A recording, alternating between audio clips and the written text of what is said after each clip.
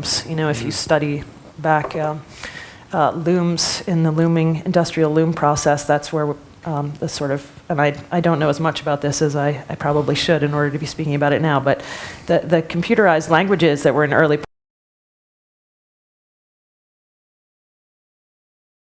the loomed grid is to understand really how computers work. All these things have a certain continuity. So, and again, Marietta's work really participates in that too, because I think you engage it as painting, but when you look at it up close, you recognize that it's also very photographic. So there's a lot of sort of interesting flip-flopping back and forth between these things. And I think that one of the things you were speaking to about sort of like how a photograph gets made, or it's, I don't know, that it's got a, like, maybe labor is something that could come, I mean, I feel like in your work there's sort of there's sort of the ghost of the commercial photo shoot, which was certainly a kind of laborious operation, and advertisement in a way is sort of such a false promise, and I think for me that has been sort of, I don't know, the tools I've been thinking about through labor have been the digital tools, but I feel like there's been, in all four of our work, I feel like there's a sense of sort of labor and almost like a false positive with it, like a sense of what the labor was, and then a sort of negation of how that really, I don't know, how we might be comfortable sitting with that. I feel like is really, I don't know, I'm not sure what that speaks to, but it feels something that, it's something that I feel is very present sort of across the group. I think it's interesting as well because despite me beginning to talk about this in some ways from a very kind of formal art historical perspective, these ideas of labor and of manufacture and of production and reproduction come back and back in lots of different ways. But again, just thinking about what you touched on, and I think it would be interesting to hear you expand on this a little bit as well, Eileen, because when I was first looking at your work 10 years ago, I was thinking about it in terms of those languages of abstraction which were so familiar to me and which were so learned, both from a kind of history of painting, but also from graphic design and kind of album covers and all of those kinds of things. And actually, the work, just to describe it very briefly, was often consisting of kind of studio setups involving mirrors, colored light, and smoke. That would produce these kind of abstracted photographic images, but which, as you were always at pains to point out, were entirely indexical. Yeah. But I think it's interesting as well because you reminded me the other day that your earliest work in photography was working kind of in studio photography, shooting products. Maybe you could just say something about this. I can. I mean, it's funny when people talk about photography in relation to abstraction, because for me, I don't really do any post work. Well, that's not entirely true. The color pieces in the show are very straightforward. I'm working with a scanner, laying materials on the scanning bed, and what you see is pretty much what was done in almost a performative way during the time that the scanning beam was crossing the surface of the bed. So nothing was altered or changed after the fact, which is really interesting to talk about in relation to Lucas's work. But getting back to what Martin just asked me, I did, like many photographers, I mean, photographers are a little like plumbers. Most of us have done, some fashion photography, some weddings, we photograph food. I worked for a commercial photographer, and he shared a studio with another photographer who shot makeup for Clinique. And I didn't even actually work with him, but I was constantly shadowing him and watching him work. And he would light very tiny objects, like a tube of lipstick, with a huge rig that involved dry ice and cinefoil and gels on lights, and it was this incredible production to get the right kind of seductive air around this product. And I was really interested in that, and that was something when I was a student that I tried to replicate myself, which was the analog effects of the studio, except I extracted the product. I was just interested in the staging itself. And that's when I started photographing smoke. And I think I was also really interested in juxtaposing something very formal, like the geometrics of mirrors and their reflections, against something formless, the smoke itself. And something that was very controlled against something that was chaotic. I mean, I learned, it's amazing what you learn as an artist, all sorts of weird knowledge that you pick up, but I learned that I could kind of corral the smoke. If I moved a lamp in a certain way, the smoke would travel. So something of fluid dynamics to try to bring this thing into being. It's very hard to photograph smoke. I don't know.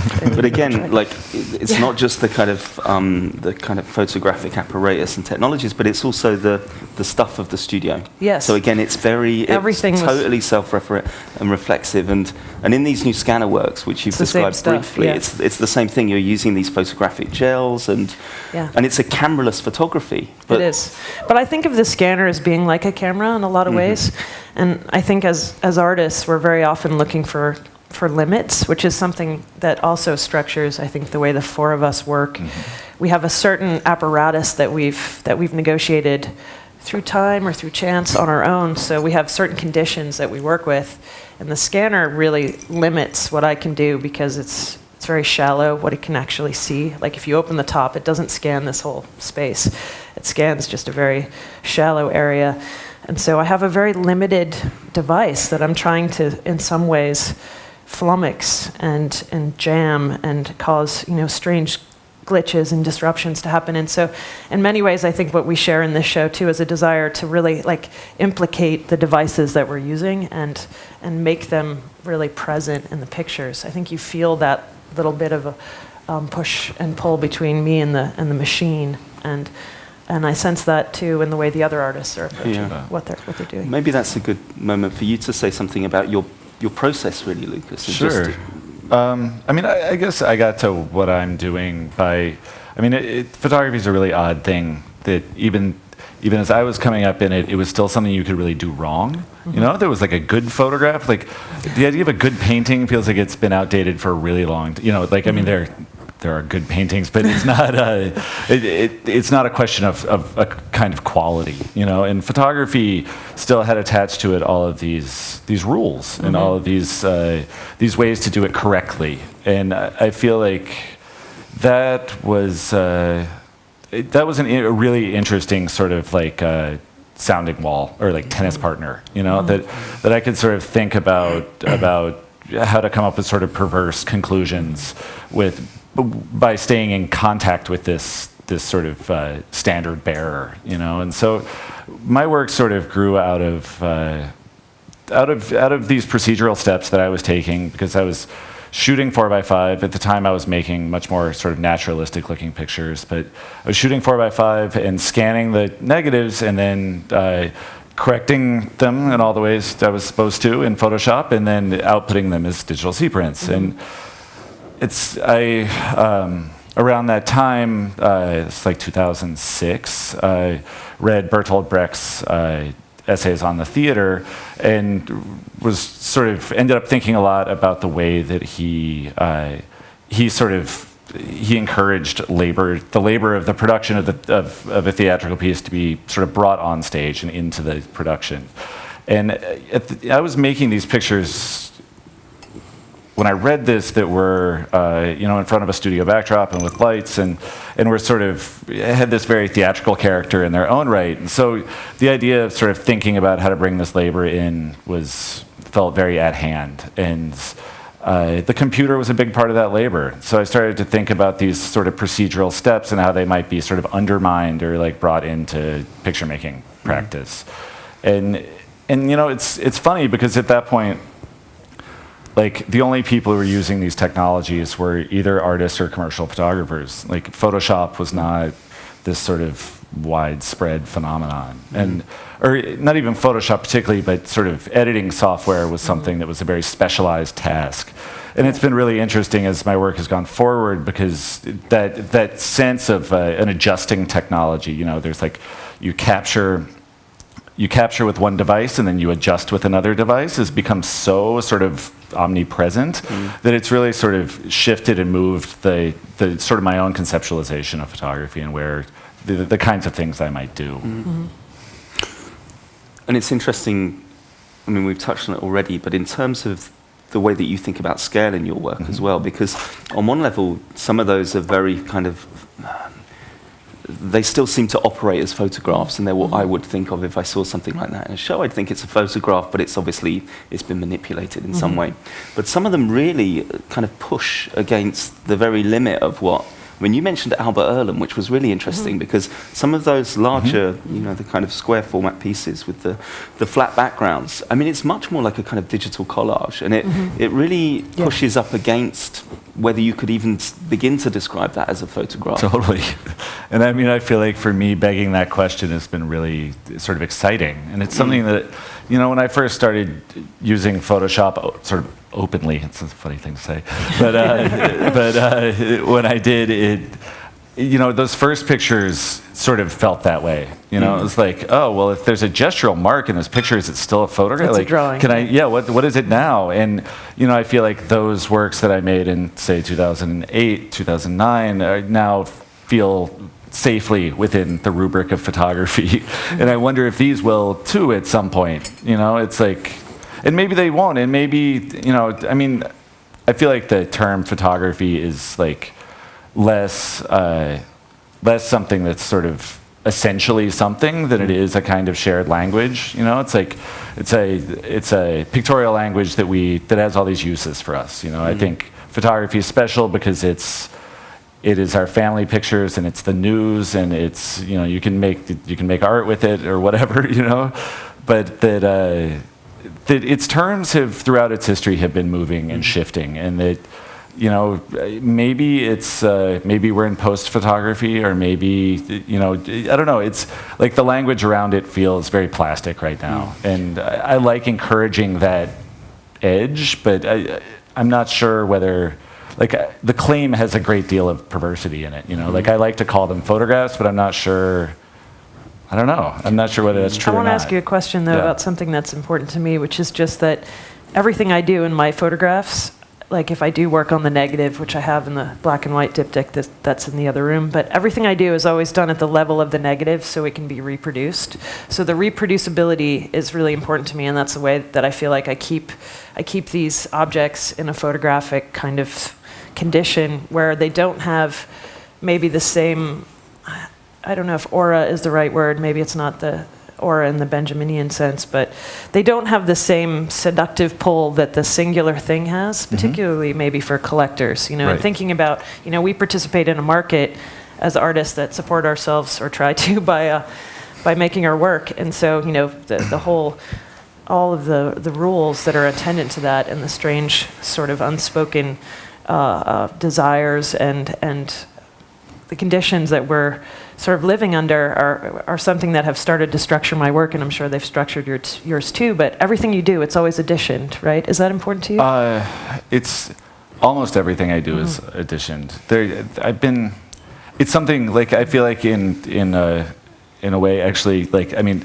I think the sort of notion of putting the addition up on the wall is like it's such a great way to think about sort of the apparatus around photography, and it's also I think it sort of works so well visually, and it really functions in this sort of tremendous way. But I think for me, it's like that sense of that variable is super important. But like everything, it's sort of like if I can isolate a variable, I sort of want to play with it. Yeah. So the pieces like the large pink piece in there, those works are actually made. So I'll take the original photograph, and I sort of wanted to get away from the idea that the clone stamp's gesture was super important. I was like, I don't want this to sort of turn into this painting gesture.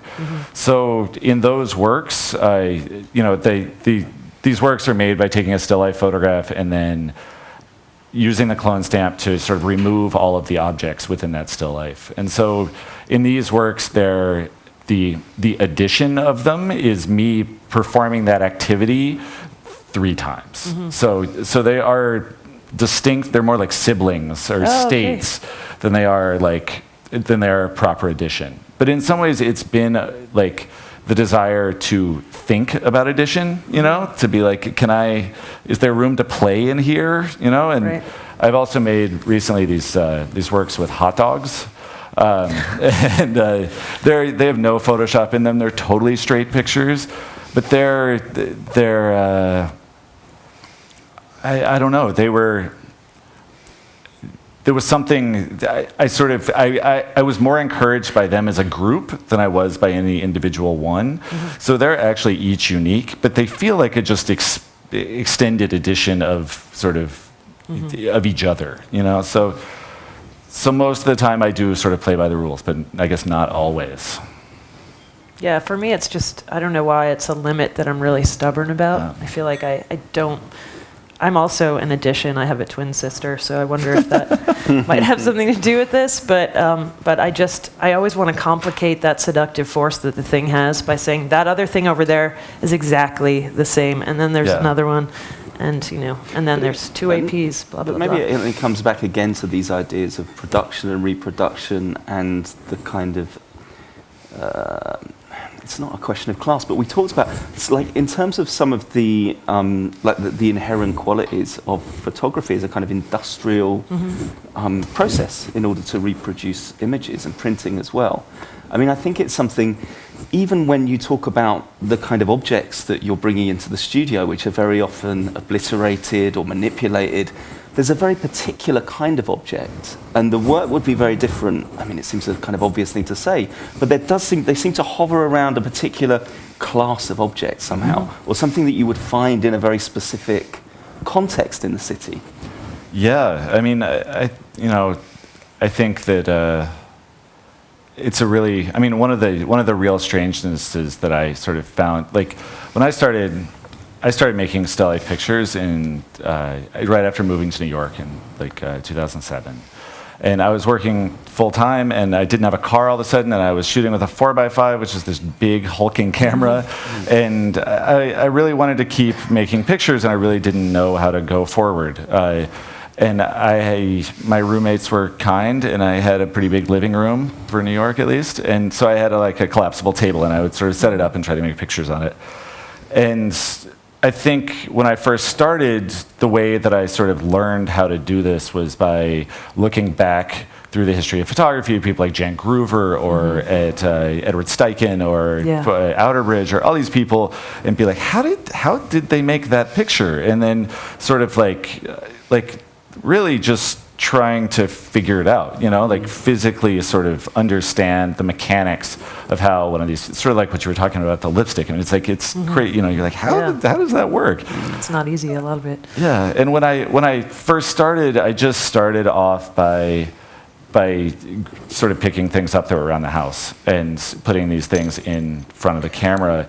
And I really felt like I was practicing. I felt like I was eventually going to make art, but right now I was just learning. And when I got the first sort of groups of negatives back, it became very quickly apparent to me that there was actually something really sort of magical about lavishing this kind of attention on these really humble objects. Yeah. And I really liked the character that sort of brought out, and the strangeness that brought out, and it felt like a picture of our world, or of my world. So I don't know. So I think that having that sort of early success with that really sort of opens the work to a certain position with objects. I do think we all worry that, if the work becomes too much about the studio, that it's somehow really solipsistic and narcissistic, that it doesn't really offer much of a meditation on the world. But the thing that I hope for, and I think it really happens in your pictures, Lucas, is that the objects that you choose, and I know you buy things at dollar stores or things that attract your attention around the neighborhood, they say something about a time and place, and we recognize these materials as having a certain life, what they're used for, the kind of restaurants we might see these sort of tablecloths, like the red and white one in the other room that we were talking about earlier. So all of these materials that lend themselves to being lit certain ways or draped certain ways, they also carry with them worldly associations based on what they're used for. And that's a way that this other content kind of smuggles into the image. And I find that really exciting and interesting. And for me, there's a little bit less of that because I am, dealing so intensively sometimes with the things that are used to stage pictures. But yeah, none of them are exactly neutral. And yeah, I'm always hoping that somehow they speak to these other Yeah, things. but I think that this sense of the empty advertisement, you know, is actually like incredibly powerful in just that way. You know, it sort of begs fullness, and I think that brings in all of these associations to I don't know, yeah, to worldliness, to class, to commerce, to And I mean, for me, whatever. it's like working with abstraction. People are always talking about painterly references, or maybe they'll talk about Moholy-Nagy or Man Ray, but I'm not really thinking about that so consciously. And if there is a history of modernism or something that looks like futurism in my work, it's only because it's been co-opted by advertising. So, you know, it exists in stock photography, it exists in perfume photography or album covers. Absolutely. And so, you know, for me, I think I'm definitely dealing with like years of working commercially and how to. There are people who say, you know, if you want to be an artist, don't ever take these, you know, commercial photo jobs because they'll ruin you and they'll sort of, you know, quash your creativity and they'll somehow corrupt you. But that idea of corruption is really interesting to me. I always wanted those experiences to sort of to process them somehow and actually use them as a tool or just meditate on them. So I do feel like the commercial is something I think about very consciously. I think what you've been talking about now is also an interesting parallel to some of the other two artists in the show, like in Anne-Katrine's work. Her tapestries, for example, are very often also described in relation to abstract painting or as an image or a picture. And but when you actually see them physically, it also talks very, very much about. I think that's at the core of her whole practice is how those specific materials that she chooses speaks not only visually in terms of color and composition, but in terms of what connotations they bring in sort of worldly, bodily, physical, how those materials speaks in other ways. So she deliberately chooses those very different synthetic materials and natural materials, and there's a beautiful white-ish monochrome in the show, which is also almost like an iconic image because it's the monochrome, which is a category in itself in painting and modernist art. But when you come up close, how it really speaks to you is through the materiality, when you discover that it's not a canvas but a very dry particular velvet that she told us she found in a wedding shop in LA. So it brings all of these other tactile but also worldly, as you say, connotations to the world we live in. So, and that's another thread I think through the show as well, that how you read an image, particularly, but also as a object and material, and that conversation I think through this week when working on the show, for me at least. Came more and more across in both of your works as well. How it's very much the same thing, even though these objects that you use are chosen and then photographed. The same elements are there, I feel. And I think the question of reading is something we've all been talking about too, because, you know, when you talk about Brecht, I've always thought of Brecht as wanting to kind of implicate the audience more in the whole situation of like experiencing theater. So you don't have this ability to be totally transported. In other words, you're reminded that you're in front of something that's being presented to you, so then you're aware of yourself as part of that whole exchange.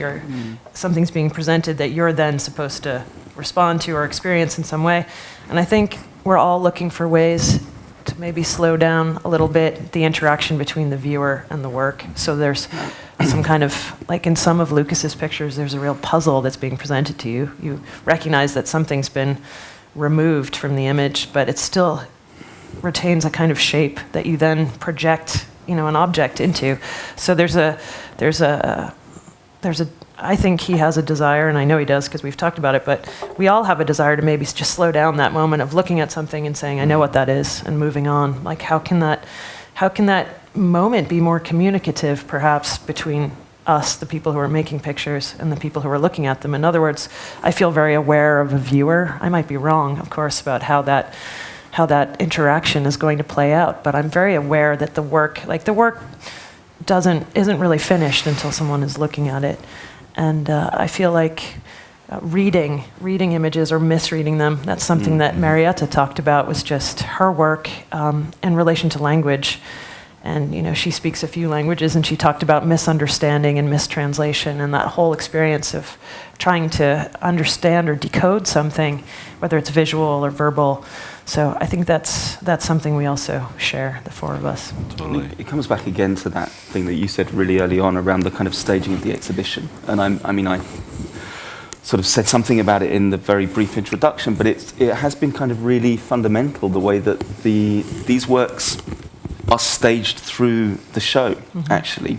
And that when you take these images out of the kind of economy or the kind of circulation and distribution, which can be entirely virtual now, as we've said, and you have to think about choreographing them in space, through spaces, and in dialogue with each other, that isn't a small thing. That's that's been sort of fundamental to the way that we've been thinking about the show, and about how we've wanted to try and leave that as open as possible for as long as possible, in order that the thing then gets completed in the making of the exhibition.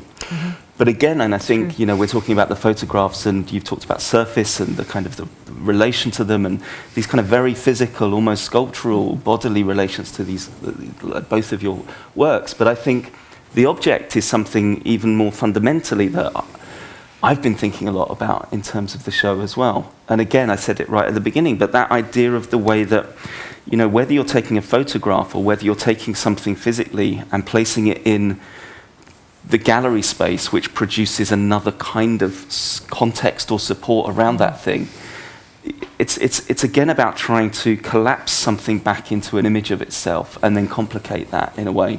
And I think that the object quality, both in terms of the work themselves, but how the works then smuggle those objects and everything that those objects have that exceeds the image actually in, that's really what's at stake in so much of the work, this oscillation constantly between what something looks like. And I guess thinking about your work again, Lucas, the way that you take what something looks like and then you do these very conventional things in lots of ways, because it's an incredibly sophisticated technology, but it's still, my daughter last night, she first thought that it was kind of cut out collage, because there's a kind of, you're doing it in a way that really makes it very explicit what these technologies do, but also just to try and explore these things in very simple ways, actually. But it's the simplicity of it that allows you to kind of invest in it somehow. Totally. I think dumbness is super important to me. Yeah. The way that I sort of have conceived of doing this Photoshop stuff is really trying to use the computer, the software, as an extension of my hand.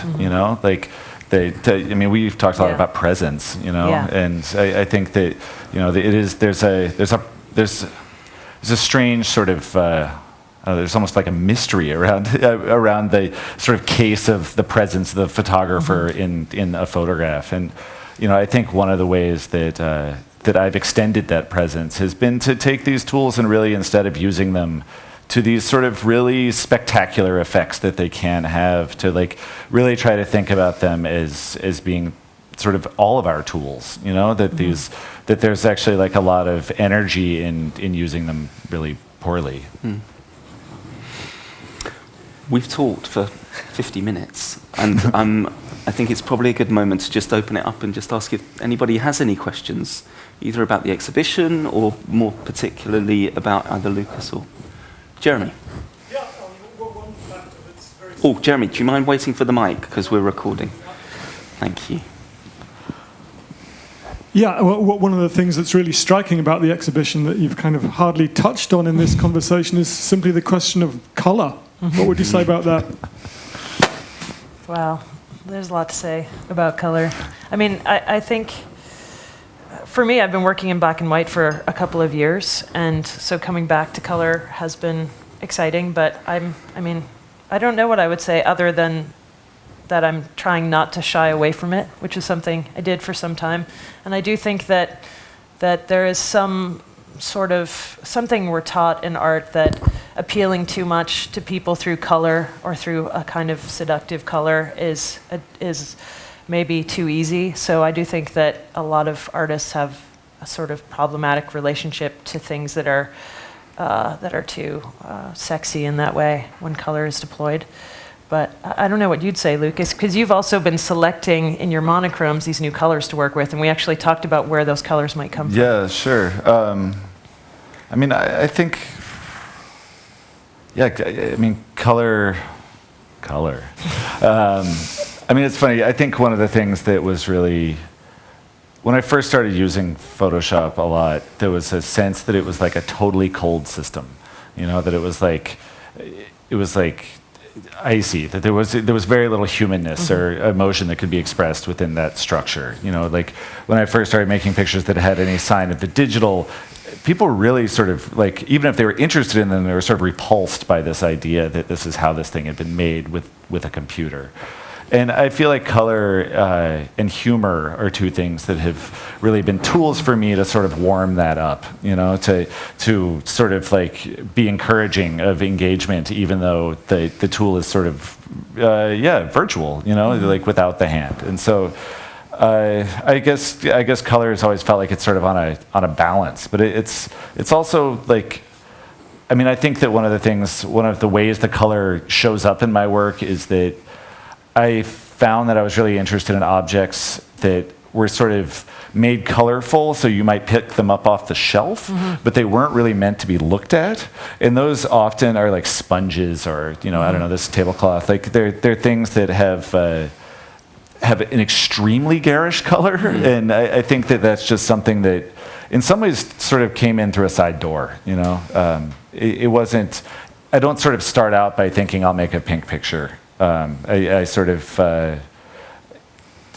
It's certainly not something I'm unaware of, but it's not the first concern, I guess. And I would just say for me, I wish I had a better answer to that question, but I do just think a lot about how color is related to seduction in some way.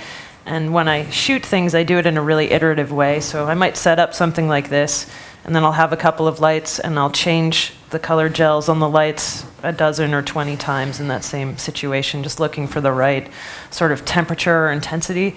And I'm not sure even how I exactly choose those things, but I recognize that different combinations have different effects and have different temperatures in a way.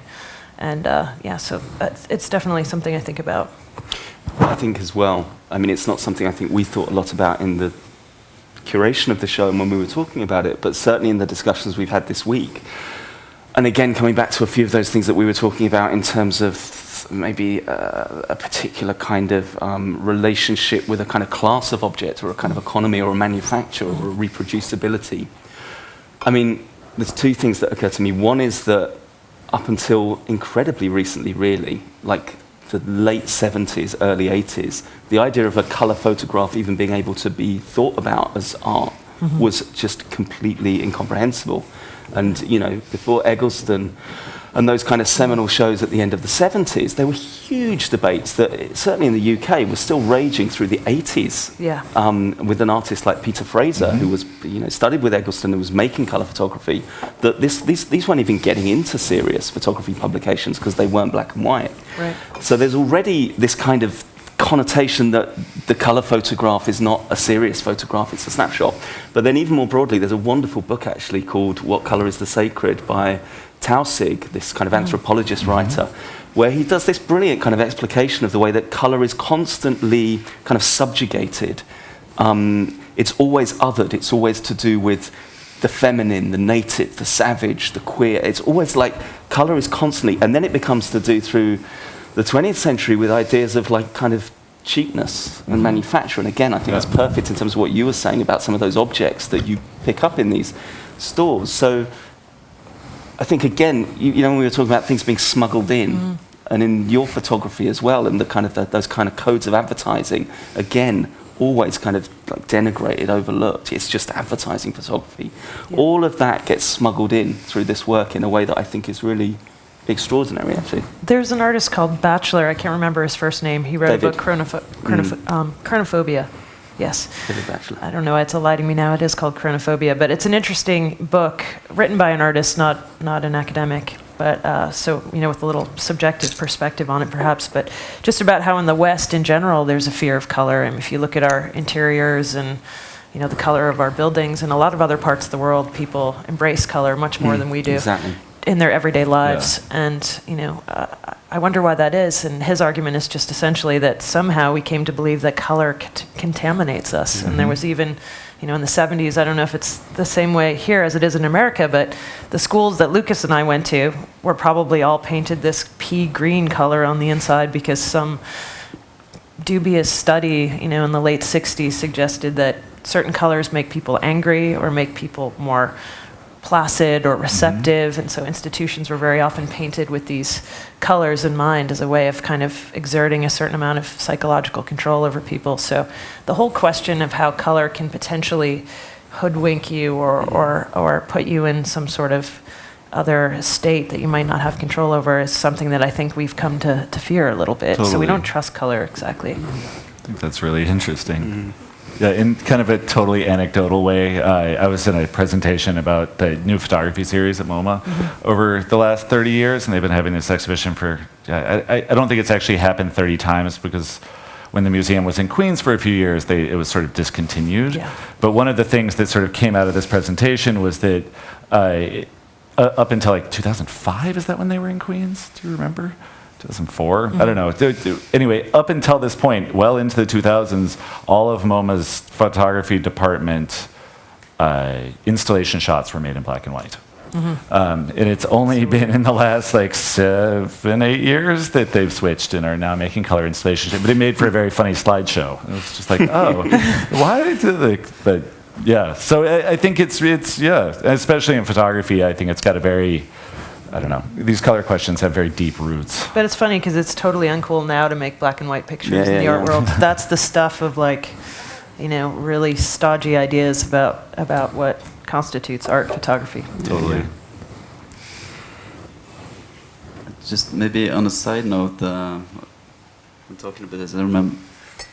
I've just realized that the color of this publication is also almost an element in the show that our designer Petri Hendrickson brought into it. I think he very quickly, when looking at the four artists, realized that the show has a lot to do with color and tactility. So the idea of the book was to try to, we kind of hidden the text part within an insert. So when you pick up the book, it's all images, no text. And he introduced his sort of color into it, which is very kind of aggressive orange that sort of recalibrates your eyes. I know, that's what we were talking about. Yeah, it's like this weird, it removes any retinal stains. You look at one artist's work and then there's a shock, and then you look at the next. Eyeballs washed in acid. Yes, exactly. Yeah. Reset Are there any other button. questions or comments?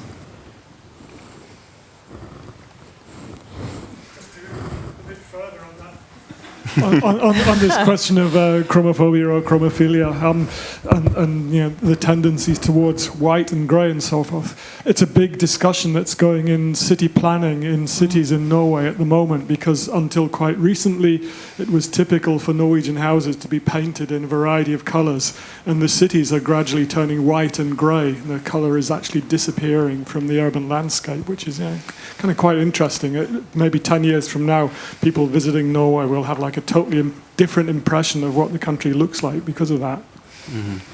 Well, the Kunsthall has some color. I mean, when we climbed the hill yesterday, which we did, someone asked, "Where is it? Which one is the Kunsthall?" And we said, "It's that green building down there." So, didn't you say it's always been this color? Well, no, this was the original colour when it was built in the 30s, and then it became very overgrown, and I think it was repainted, and it was returned to this colour by the director Bo Christian. Have I got his name? Christoph Wallström, yes. Yeah. So when he was here in the end of the 90s, he did some research in the archive, and he found the reference to the actual colour. So he got it out, and he took it to the board meeting, and he showed them this green, and there was absolute kind of panic. And horror. It can't possibly be that colour. And he said, well, that's the colour it was. And yeah. That's great. But we kind of forget that within that kind of history of modernism as well, where, as you say, there's a kind of forgotten history of colour, actually, that's been eradicated over the last 50 or 60 years. Why is that? I guess we don't know. I don't know. It's funny, I remember moving to upstate New York. I went to undergraduate in upstate New York, and it was the first time I'd ever really been around Victorian architecture. And that is a set of like purples and reds and things that I was just like, why are they painting these old houses, these colors? And but that's also kind of a new thing. For a while they were painted white, and now people are, I think, kind of recuperating with the original colors. But I think I just assumed, because I'd only ever seen them in black and white photographs, that these things had very, not vivid things. Hi. Just a few kind of rough ideas, more comments really than a specific question. I was thinking when you were talking about Brecht to do with his reflexivity, and of course there's a kind of didactic side to that. He was trying to teach something in a specific sense. And then thinking, because I've been thinking about reflexivity or self-reflexivity, however you want to put it, as being a kind of way of thinking about the work being aware of itself, almost, So then when you mix that in with a kind of seduction, you get into a very strange space where you're mixing that the work is having an allure. It's kind of alluring you, but at the same time, it's like, hey, look at, I know what I am. I know what I'm doing here. Yes. So you have this very sort of unusual space, and it made me think about, particularly when we're talking about smuggling things in as well, from reality into some kind of an index, which I'm a little bit skeptical of. But even the idea of smuggling, it makes me think about trusting the images almost. Like, to what extent can we trust the image like we did before? I think particularly with the ubiquity of Photoshop or something, I think that's an intriguing kind of thing that turns up with how, walking through that show, can you what's the relationship maybe of a viewer to an artist or something with trust, maybe? Yeah. Well, I think that there's a really interesting question of what transparency means in photography now. Is transparency showing or not showing, or I don't know. I feel like that in modernism there was a very clear answer to that question in a way, and I feel like that's gotten much muddier. And I think that relates to actually all of this other stuff as well. I got to Brecht actually through Godard, and I think that coming through that way, thinking about Brecht as a tradition that was really open to image making and to picture making and to some seductive qualities, I guess, to entertainment, is something that is, was already sort of pre-affixed. And I do think about the politics in my work, and it's not that I don't feel like I bring him up without thinking about those things. But at the same time, it's like photographs are pretty mute, they don't do a very good job at explaining themselves. Like, they sort of just sit there and they can sort of do things combinatorially, but they have a hard time sort of saying much more than a single syllable. So I feel like within those terms, which in some ways is sort of very not didactic, trying to get the structure to sort of be aware, and at the same time maybe, attractiveness and self-awareness, I guess, aren't things that are necessarily oppositional for me. And just to say quickly, you bring up something that I'm really interested in, which is just the desire to believe in things, even things that you shouldn't believe in. And Lucas and I were both kind of early on really interested in spirit photography, because it was this weird phenomenon, that's actually, there have been a couple of good shows in the last few years in New York about these collections of ghost photographs from the 19th century and the early 20th. And, photography was kind of born around the same time that there was in the US this massive grieving going on because of the Civil War. Everyone had, experienced a lot of death and destruction, and people had this strong desire to believe that they could commune with dead loved ones. And so they looked at these pictures that were constructed by a number of hucksters, photographers who would steal pictures of their loved ones and create these kind of sandwiched images. I mean, when we look at them now, we laugh and think, how could anyone, believe that this is real? There's someone in a sheet, with their arms extended. But there's a strong desire to believe in photographs, even now, even after we're all so aware of the way they can be manipulated.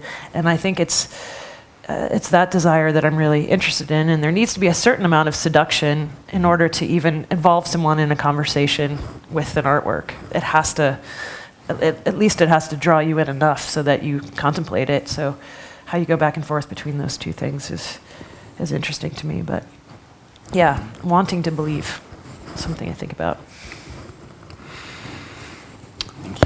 Thank you. I think we've talked for over an hour, so if anybody's got any other comments, I'm sure they're going to be around for a few minutes, so do come over. But I just want to thank Lucas and Eileen and Steiner for contributing to this discussion today, and thank all of you for coming out. It's great to see so many people here, actually. The exhibition runs for 5 weeks, and is there anything else I need to remember to announce? Probably not. Check the website. But thank you all for coming. Thank you. Thank you.